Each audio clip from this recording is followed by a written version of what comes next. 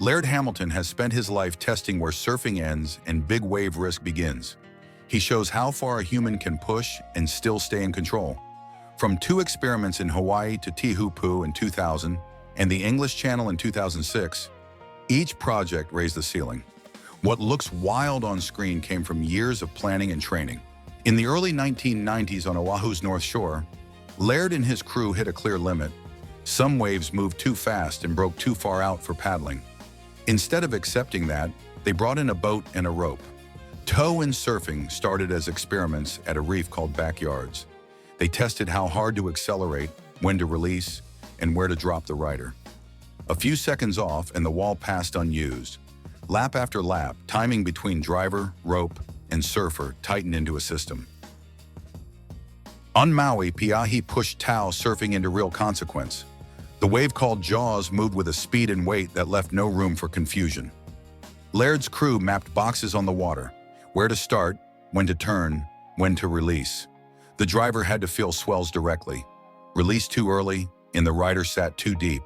Release too late, and the shoulder raced away. When timing clicked, the surfer could commit, trusting the rescue craft to be clear. Teahupoo in August 2000 raised the stakes again. The wave did not just break, it folded heavy ocean over shallow reef. A fall in the wrong place was not something you expected to swim away from. On that swell, Laird committed to a late drop that pinned his board deep in the face. He stayed low, kept weight forward, and trusted speed. Small shifts through knees and hips kept the rail from catching. When the barrel opened, he escaped clean. That ride reset what big wave surfers believed was possible over reef. Back in Maui after Tahiti, the focus shifted from single rides to systems. Laird and his team adjusted rope lengths, board volume, and footstrap tension to make heavy days more predictable. Shorter ropes cut slack but punished any misread. Stiffer straps gave control, yet locked ankles longer than felt safe. In shaping bays, they moved foam forward, thinned rails, and tuned fins for hold in broken water, not just speed. Each change was judged by one question: would this make the same risk easier to repeat tomorrow? Around the 2000s, another experiment took shape off Maui. Laird, Dave Kalama, and a tight crew began riding early hydrofoils behind skis and into outer reef swells. The goal was simple: lift the board above the chop. That way, speed and control could stretch farther than any traditional line. Those first sessions demanded patience. Once they settled onto the mast, every pump risked a breach. When balance arrived, the board floated past surface chaos in linked sections that used to be separate waves. On non-swell days, Maui downwind runs turned into moving gyms. Long paddles with wind at the back taught cadence, not style points. Laird treated each bump like a step: climb, glide, reset, without burning the legs. Paddle angles set the hips set trim, and trim protected momentum. Those miles built the engine he needed when winter swells woke up Jaws. Stand-up paddling found its public face in small sessions at Malibu and on Kauai. Away from giant swells, Laird treated these days as laboratories. On long boards with paddles in hand, people could feel balance and direction before they ever thought about danger. Quiet feet, steady hands, and a planted blade turned soft waves into training. Simple cross steps and trim changes built habits he would later use in rough channels. Years later, Hurricane Marie sent long lines into Malibu and wrapped them around the pier. On a stand-up board at speed, there was no room to change your mind. Once you aimed between pilings, the path was set. Laird approached those rides with the same method as any big wave project. He chose an entry point, fixed his line, and kept the paddle in the water. Clearing the pier proved that planning could turn a chaotic swell into a clean passage. In 2006, Laird took stand-up paddling far from reefs and points.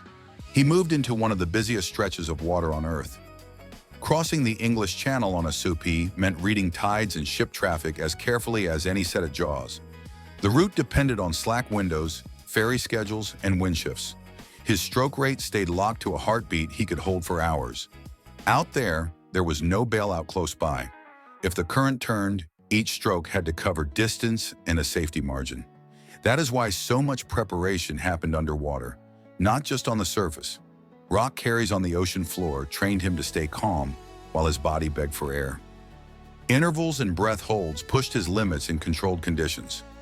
When he reached the far side, the win was not a single landing. It was proof that this mix of training and planning could move big wave discipline into open water crossings. Big wave risk is never just about the rider. At Peahi, every major swell turned into a rescue drill as much as a surfing session. Laird's crew treated jet skis as lifelines, not toys. One driver shadowed the wave face, another watched the channel, and a spotter kept eyes on the lip. If someone went down, the pickup line was already planned. Hesitate, and the whitewater closed the door. The lesson became painfully real during a 2007 session on Maui they later called Egypt. After a ski impact caused a serious leg wound for partner Brett Lickle, the mood changed instantly. Laird tore cloth for pressure and switched from rider to pilot. He aimed straight for the harbor, ignoring the perfect set still rolling through. That day burned one idea into the system: no wave, no clip, and no record meant more than getting everyone back to shore alive. The 1990s also brought lessons from kites and sails. Riding powered boards in gusty Maui winds forced Laird to manage pull, angle, and speed on unstable platforms. Depower too late, and the board outran the kite. Depower too early, and the wing fell, dropping him straight into confused chop. Hours of feeling that changing pressure through his hands and hips sharpened his sense for force. He learned exactly how much load a board could really hold. That same awareness carried into long inter-island crossings. Routes between Hawaii's islands demanded constant recalculation.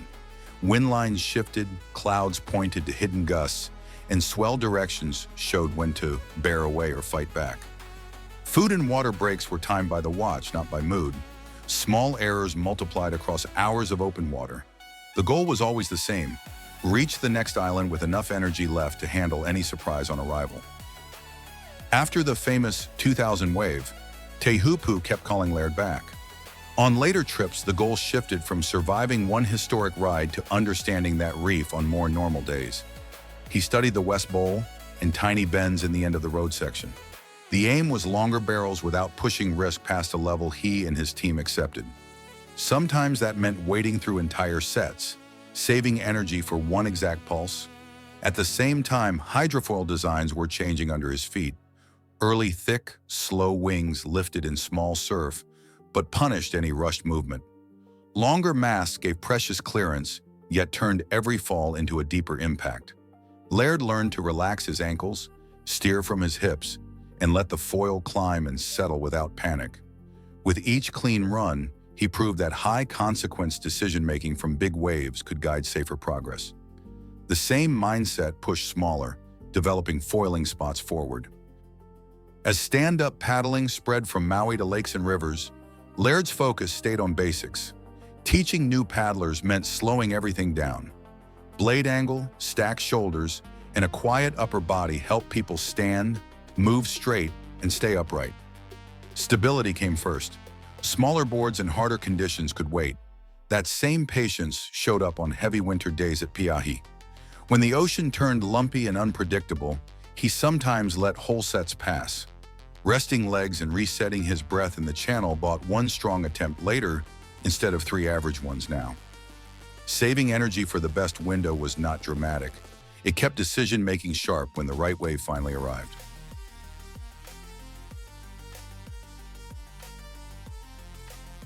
Across decades, Laird Hamilton has treated big wave surfing as a long experiment, not a highlight reel.